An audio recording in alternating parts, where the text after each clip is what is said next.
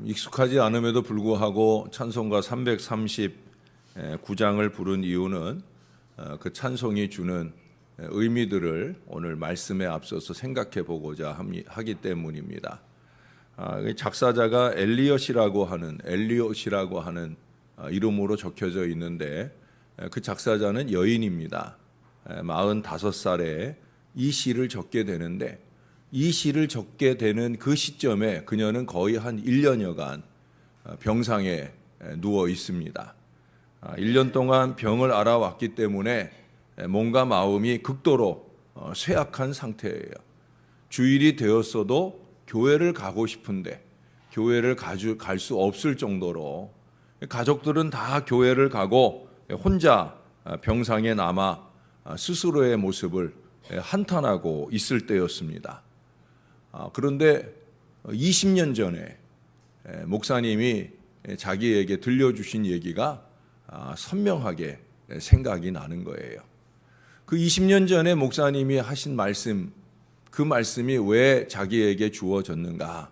그것은 그 시기 그녀가 시험이 들어서 교회 가기를 거절하고 또 교회에 대해서 원망하는, 반감하는 그런 마음이 일어날 때였어요. 목사님이 그녀를 신방 왔어요. 그러자 목사님께 종교 이야기는 나한테 더 이상 필요 없으니 돌아가라 하고 쏘아붙이고 문전박대를 했어요. 목사님은 좀 축 처진 어깨로 돌아가셨는데 며칠을 지내면서 그 순간을 생각해 볼 때 내가 너무했구나, 내가 잘못했구나 하는 마음이 들더라는 거예요. 그래서 목사님을 찾아갔어요. 문을 두드리니 문을 열어주십니다. 그 목사님께 이렇게 사과를 해요. 목사님, 저는 원래 화를 잘 내니 저의 어리석음을 용서해 주세요. 그러자 그때 목사님이 이런 말씀을 하셨어요. No problem. 괜찮아요. Come just as you are. Come just as you are. 이 말은 뭐냐면 생긴 모습 그대로 오세요. 언제든지 저나 우리 주님은 생긴 모습 그대로 화를 잘 내서 그래서 그런 모습으로 살아왔다 할지라도 그냥 그대로 오세요. 괜찮습니다. 라고 말하더라는 거예요. 생긴 모습 그대로. 과거를 묻지 않는, 어제도 말씀드린 것처럼 과거를 묻지 않으신다는 거예요. 다만 나의 과거에 내가 하늘과 아버지께 죄를 지었습니다. 라는 사실만 깨달을 수 있다고 하면, 뉘우치고 돌아오기만 하면 Come just as you are. 내 모습 그대로 나에게 와라. 그러면 내가 받아주겠다. 그 20년 전에 그 목사님 말씀이 선명하게 마음에 다가오면서 바로 오늘 찬송 339장을 썼다는 거예요. 우리 찬송에는 1절부터 6절까지의 시작 가사가 다 다른데 영어, 이 여인이 만든, 엘리온 여사가 만든 그 영어 찬송 가사에는 처음 시작이 그래요. Just as I am. 내 모습 이대로. Just as I am. 그리고 마지막은 우리처럼 주께로 거저 갑니다. 예? 주께로 지금 갑니다. 하는 그런 모습으로 찬송을 적고 있어요. 내 모습 이대로, 내 모습 이대로. 그 이어지는 다른 가사들은 이 모양 저 모양 다르지만 제일 중요한 내 모습 이대로 주께로 갑니다. 하나님의 어린 양께로 갑니다. 이 고백을 들려주고 있다는 거예요. 그야말로 기쁠 때나 슬플 때나 비가 오나 바람이 부나 항상 주님께 가고 주님만 의지하고 주님이 주시는 힘으로 살겠습니다 하는 바로 그 고백을 하고 있는 거예요. 아마 모든 백성들이, 모든 지도자들이 이 엘리온 여사와 같은 고백과 신앙으로 산다고 하면, 아마 그렇다고 하면 이 시편 2편은 쓰여지지 않아도 되었을 겁니다. 이 시편 2편은 시편 1편과 비슷하게 연속되어집니다. 다만 시편 1편의 경우에는 각 개인에 대한 그런 말씀을 들려준 거에 반해서 시편 2편은 좀 더 확장되어지는 걸 보게 됩니다. 그래서 시편 2편에서는 시편 1편은 의인과 악인을 대비했는데 오늘 시편 2편은 1절부터 3절까지 해서 뭐예요? 세상의 군왕들 또는 민족들 이들에 대해서 얘기를 하고 나머지 4절부터 12절까지는 바로 하나님과 그분이 세우시는 새 메시아 예수 그리스도를 말씀해 주고 있다라고 하는 거예요. 이 2편은 크게 4단락으로 구분을 할 수 있어요. 1절부터 3절까지는 이 세상 군왕이나 민족들이 헛된 일을 경영하며 하나님을 버리자고 하는 거예요. 소위 신앙이든 신앙 밖에서든 지도자라고 하는 존재들이 하나님과 그 하나님이 세운, 거기 보면 2절 하반절에 그의 기름 부음 받은 자를 대적했다. 그 하나님이 세운 지도자를 대적하는 그런 모습을 말씀하고 있고요. 4절부터 6절까지는 그에 대한 하나님의 진노를 말씀합니다. 그리고 이제 안 되겠다. 너희들은 안 되겠다. 그러고 7절 이하에서 새왕 메시아 예수 그리스도, 이 시를 다윗이 썼다고 하면 어쩌면 너는 내 아들이라 오늘 내가 너를 낳았다 하는 그 너는 자기 자신 다윗 왕 하나님이 왜 나를 세웠는지 아느냐라는 걸 말하기 위해서 이 시를 썼을 수도 있고요. 또 여기에서 처음으로 시편은 제가 지난번에 시편 1편 말씀드릴 때 생각나시나 몰라요. 시편 안에는 예수 그리스도에 대한 메시아 예언의 말씀들이 많이 들어있다. 바로 그 첫 시작이 오늘 7절 이하에서 말씀되어지고 있다는 거예요. 그런 점에서 10절 이하에서는 하나님께 대한 절대적인 순종을 요구하는 것으로 말씀을 마무리하고 있습니다. 시편 1편이 개인적인 축복과 멸망에 대해 말씀했다고 하면 이제 2편은 그것을 넘어서 역사 속에 인간적인 범죄를 전체적으로 꿰뚫어 보시면서 그 책임을 묻고 있는 거예요. 넓게는 이민족까지 아니면 이 세상까지, 또 좁게는 어쩌면 우리 자신, 과연 하나님 앞에서 제대로 내게 주어진 책임을 잘 감당하고 있느냐. 어제도 말씀드린 것처럼 주도성, 프로 액티비티가 내 안에서 잘 이루어지고 있느냐는, 그 책임이라는 것은 어떤 일을 주도적으로 하는 것만을 의미하는 게 아니에요. 그 일이 안 되거나 어그러졌을 때, 또는 그 일을 진행함에 있어서 거짓과 술수를 부린 일에 대하여 이분이 반드시 책임을 물으신다. 우리는 결국 하나님 앞에 코람대오하는 사람들이거든요. 그 하나님 앞에 책임을 물으실 때 과연 우리는 우리의 그 어리석게 일을 꾸며낸 거짓과 술수, 그 책임을 과연 어찌 질 수 있겠느냐 하는 그런 의미의 말씀들을 오늘 들려주고 있는 거예요. 시편 저자는 세상의 군왕들, 관원들, 이 지도자들이 헛된 것을 추구한다, 헛된 일을 추구한다라고 하는 거예요.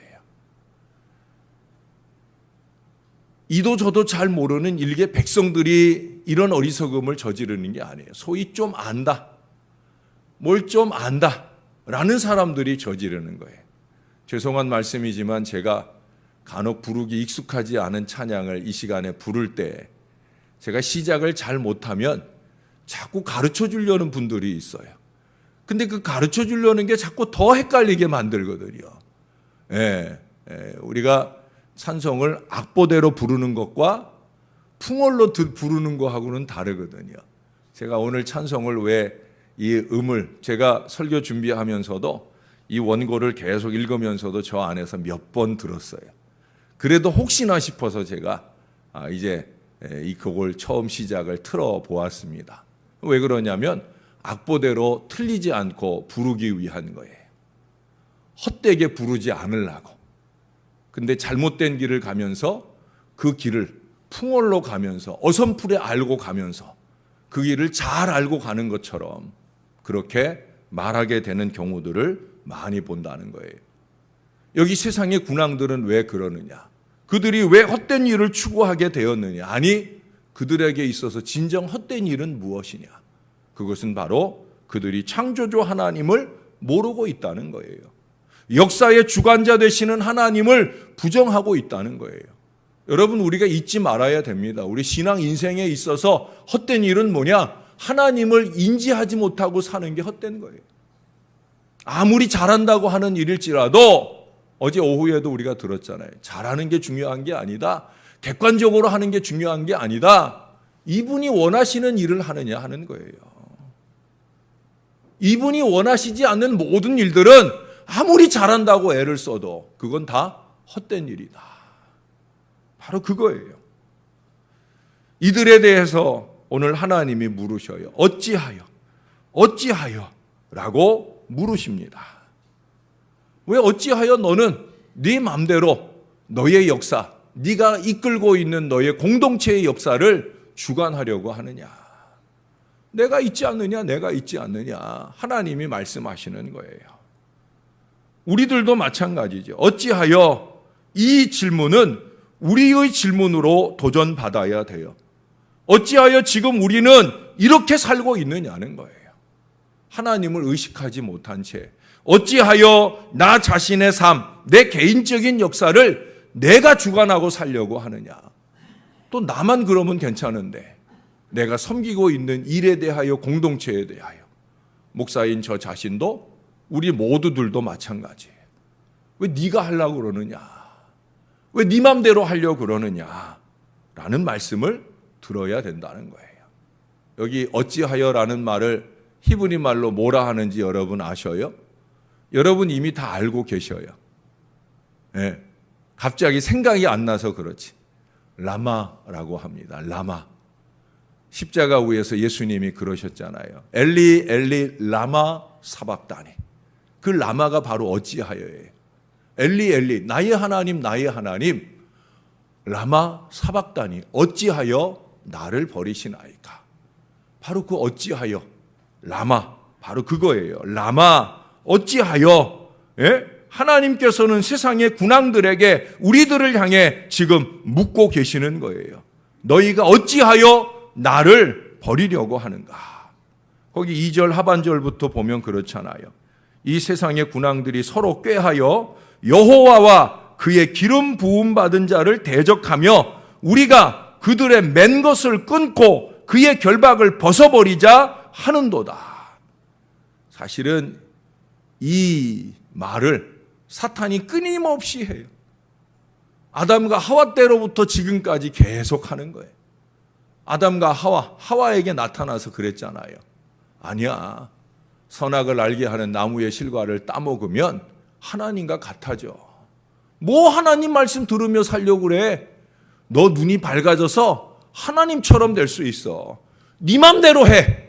네 맘대로 해. 그걸 말하는 거라니까요. 그 원죄의 역사로부터 지금까지 사단은 끊임없이 우리의 마음속에서 속삭입니다. 야, 네 맘대로 해. 뭘 말씀대로 살아. 네 맘대로 해. 라고 말한다니까요. 그리고 우리는 어리석게도 내 맘대로 하는 게 가장 잘하는 것이다. 내 맘대로 하는 것이 내 맘대로 일을 결말 지어야 잘 될 것이다 생각하고 때로는 그 일을 결론 맺기 위해서 거짓도 끌어오고 술수도 끌어오고 그렇게 하나님을 전혀 의지하지 못한 채 인지하지 못한 채 어리석게 행하고 있다라고 하는 거예요. 여러분 어찌하여의 질문으로 우리는 이 세상을 또한 나를 바라볼 때 예언자적인 삶이 가능할 수 있을 거예요. 아까도 말씀드린 대로 이 질문은 태초로부터 지금까지 이어집니다. 어찌하여 처음 아담과 하와를 찾아오신 하나님이 물으셨죠. 아담아 내가 어디 있느냐. 그 안에 어찌하여가 있는 거예요. 내가 어찌하여 선악을 알게 하는 나무의 실과를 따먹는 죄를 범하고 나무 뒤에 숨어 있느냐. 하나님은 그걸 물으시는 거예요. 4장에 이어서 동생을 죽인 가인을 찾아오셔서 또 물으셨잖아요. 가인아, 네 아우 아벨이 어디 있느냐. 하나님은 몰라서 물으시는 적이 없어요. 내 모습 이대로 오기를 원하시지만 내 모습이 어떠신지 하나님은 이미 다 아시다니까요. 제가 늘 얘기하잖아요. 하나님이 다 보고 계셔요. 하나님이 다 알고 계셔요. 이걸 우리가 알아야 돼요. 내 아우 아벨이 어디 있느냐? 뭘 물으시는 거예요? 내가 어찌하여 내 아우 아벨을 죽였느냐? 어찌하여 물으시는 거예요. 구약의 예언자들에 의하여 이스라엘아 어찌하여 너희들이 하나님을 버리고 이방신들을 섬기고 있는 거냐? 무엇보다 우리 예수님께서 아까도 말씀드린 것처럼 최고의 탄식으로 이 어찌하여를 외치고 계셔요. 십자가 위에서 하늘 하나님을 향해 이 백성들을 구원하고자 하는 아버지의 뜻을 모르는 거 아니에요. 그러나 나의 아버지신데, 이 백성들보다 어쩌면 나를 더 귀하게 보실 아버지신데, 아버지 어찌하여 나를 버리시나이까? 모르기 때문에 탄식하시는 게 아니에요. 그 탄식이 누구를 위한 것인지를 알게 하시기 위함이에요. 저와 여러분, 조그만 이익과 만족을 위해서라도 거짓과 술수를 지어대기를 좋아하는 우리의 어리석음, 내 모습 이대로 받아주시기 위하여 주님은 기꺼이 하나님께 버림받는 길을 택하셨음을 보여주는 거예요. 사울이 열심히 예수 믿는 자를 잔해하고 돌아다닐 때 다메섹에 나타나신 예수님이 바울을 부르시면서 물으셨잖아요. 사울아, 사울아, 내가 어찌하여 나를 핍박하느냐? 예수 믿는 자들을 잔해하고 다니고 예수 믿는 자들이 핍박을 받고 있을 때 하나님은, 예수님은 그것을 그들의 고통으로 보지 않으셨다는 거예요. 내가 어찌하여 나를 핍박하느냐? 여기 오늘도 예수님이, 하나님이 말씀하시잖아요. 여호와와 그의 기름 부음 받은 자를 대적했다라고 말씀하셔요. 하나님은 동일시 하신다는 거예요. 하나님 앞에 살려는 사람, 하나님의 말씀을 붙들고 몸부림치며 그 말씀대로 살아가려고 하는 저와 여러분을 하나님과 동일시하고 있다는 거예요. 하나님, 내가 왜 이 고통을 받아야 됩니까? 라고 말할 이유가 없는 거예요. 하나님은 이미 우리와 함께 십자가의 고통을 겪고 계시는 거예요.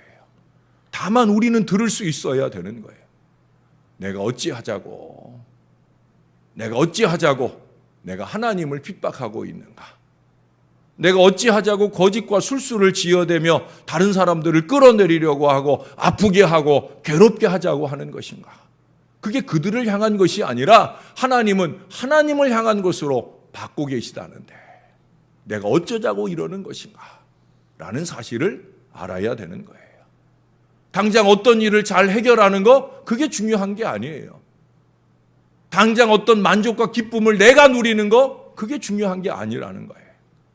어찌하여 우리는 그렇게 살아왔는지, 이제는 복음의 백성으로 다시 살아난 주의 자녀로 우리가 살자고 하자면 우리가 어찌 살아야 되겠는가? 여러분, 오늘 말씀에 보면 4절에 이런 얘기를 해요. 그렇게 하나님 벗어버리자, 내 맘대로 살아보자, 우리 맘대로 살아보자 하는 이들을 향해 오늘 4절의 말씀을 보셔요. 하늘에 계신 이가 웃으심이요 주께서 그들을 비웃으시리로다. 하나님이 왜 비웃고 웃으시겠어요? 다 안다는 거지요. 아이고, 웃기고 있네. 하나님이 그러신다니까요. 저와 여러분이 핏발을 세우고 해보고자 하는 그 어리석은 일에 대하여 하나님이 비웃고 계시다는 거예요. 참, 그래가지고 뭘 그렇게 대단하게 하겠다고. 여러분, 우리가 분명 하나님을 웃으시게 하는 백성이 되어야 합니다. 그러나 그 웃음이 여기서 말씀하시는 한탄과 비웃음의 웃음이 아니라 우리로 인하여 기뻐하시는 그 웃음을 웃으시도록 우리가 살아내야 된다라고 하는 거예요. 바벨탑 위에서 우리가 저 하늘 꼭대기까지 하나님처럼 한번 돼보자 하고 바벨탑을 쌓아 올렸던 그 바벨탑 꼭대기에서 그 백성들을 다 흩어보내시면서 웃으신 그 웃음이 아니란 말이에요. 우리의 마음속에서 우리도 알고 있고 하나님도 알고 있는 그 거짓과 술수를 들여다보시며 웃고 계시는 그 웃음이 아니라니까요. 진실하게, 깨끗하게 주님이 원하시는 그 모습대로 살고자 하는 그 몸부림으로 때로는 고통을 받아도 주님 때문에 내가 고난받음을 행복해 할 수 있는 저와 여러분의 모습을 바라보고 웃으시는, 우리는 주님께 그 웃음을 드릴 수 있는 저와 여러분들이 되어야 할 줄로 믿습니다. 그래서 9절의 말씀처럼 우리의 죄악의 질그릇들을 깨트려 주시기를 주님께 간구해야 합니다. 우리의 헛된 경영을 부수어 주시기를 주님께 간구할 수 있어야 되는 거예요. 부서질 거는 바로 그거예요. 내가 핍박하고 내가 어렵게 만드는 그 일들이 부수어지는 게 아니라 죄 많은 내가, 나의 이기와 욕심이, 나의 아집과 고집이 주님 앞에 부수어져야 되는 거예요. 무엇을 위해서? 여기 11절에 말씀하잖아요. 여호와를 경외함으로 섬기고 떨며 즐거워하기 위해서. 나의 즐거움만 아니라 하나님을 의지하고 복이 있게 되는 나의 삶을 통해 하나님을 즐겁게 하시고자. 여러분, 하나님을 섬기는 일을 여기 어떤 마음으로 해야 되느냐? 떨며 해야 된다고 말씀하고 있어요. 하나님 섬기는 일인데 왜 떨겠어요? 이스라엘 사람들은요, 하나님을 보면 죽는다고 그렇게 생각을 했어요. 왜 시내산에 올라갔던 모세가 허허백발이 되어서 내려왔느냐? 40일 만에 내려오는 건데 왜 허허백발이 되어서 내려왔느냐? 죽은 자와 방불한 모습으로 내려오기 때문에 그런 거예요. 하나님을 보면 죽는다. 그래서 하나님 앞에 일하는 것은 떨면서 하는 거예요. 두려움으로 하는 거예요. 거짓과 술수로 일을 만들어가면서 하는 것이 아니라 하나님을 두려워하면서 떨면서 하나님을 의식하면서 그분 보시기에 좋도록 그분이 즐거워하실 수 있도록 그렇게 하기 위해서 떠는 거예요. 저와 여러분 안에 이 떨림을 가지고 우리가 하나님을 잘 섬길 수 있다고 하면 하나님은 반드시 우리로 인하여 즐거워하실 줄로 믿습니다. 그 하나님이 저와 여러분을 또한 행복하게 하시는 제대로 된 은혜가 우리 교회 안에도 넘치게 되기를 우리 구주 예수님의 이름으로 간절히 축원합니다. 기도하겠습니다. 하나님 아버지, 주님의 사랑하는 자녀들과 다시 이 새벽 아침을 섬기는 이 자리를 허락해 주셔서 감사합니다. 한 주간 동안 아버지 은혜로 잘 쉬었습니다. 아버지 바라보고 아버지가 만드신 세상 속에서 다시 한번 하나님의 섭리와 위대한 능력을 보았습니다. 하나님 이 지구를 얼마나 오묘하게 만드셨는지를 깨달을 때 다시 한번 어미하신 하나님 앞에 저의 마음을 수그리고 겸손히 순종하려 하나이다. 저로 하여금 섬기게 하신 이 주의 자녀들에게 더 많은 행복과 응답의 역사를 안겨주기 위해서 다시금 저의 목회의 자리에 돌아와 최선을 다한 말씀과 기도의 사역에 정진하려 합니다. 하나님이 또 됐다, 너 좀 쉬어라 라고 말씀하실 때까지 저는 또 몸부림치고 영부림치며 이 백성들과 이 교회를 섬겨 나가고자 합니다. 이 시작을 이루고자 할 때 하나님이 저에게 먼저 깨닫게 해주시니 감사합니다. 목회는 네 맘대로 하는 것이 아니라 나의 뜻대로 하는 것이다. 신앙은 네 맘대로 하는 것이 아니라 나의 뜻대로 하는 것이다. 저에게나 이 주의 자녀들이 오늘 우리에게 들려주시는 이 음성을 꼭 듣게 하여 주옵소서. 어찌하여 주님의 이 안타까운 하소연의 대상이 되지 말게 도와주시고 내가 너를 기뻐하노라. 내 아들아, 내 딸아, 내가 너를 기뻐하노라. 내가 너를 낳았노라. 그렇게 행복해 하시는 주님의 음성을 들을 수 있는 저와 이 모든 자녀들이 되게 하여 주시옵소서. 떨며 두려움으로 주를 경외하고 섬기는 하나님의 사람들이 되어 하나님의 뜻을 이룰 때마다 하나님의 큰 웃음을 들으며 우리도 함께 즐거워할 수 있는 믿음의 자녀들 다 되도록 은혜를 베풀어 주옵소서. 남녘 땅에 태풍으로 인해 또 많은 비로 인해 고통받는 소리가 들려옵니다. 오늘은 또 중부지방에 호우주의보와 경보로 인해 심각한 소리들이 들려옵니다. 우리가 사는 지역에도 이미 비가 오고 있고 며칠 동안 비가 이어진다 합니다. 하나님, 이 백성들을 긍휼히 여겨 주옵소서. 하나님 긍휼히 여겨 주옵소서. 주님의 구원의 손길을 베풀어 주시고 이제 이 여름의 무더위도 이 여름의 태풍이나 비의 어려움들도 다 물러가게 하옵소서. 더울 때는 태풍이라도 좀 왔으면 하지만 막상 태풍이 오면 왜 또 왔는가 하는 어리석음으로 사는 것이 저희의 연약함입니다.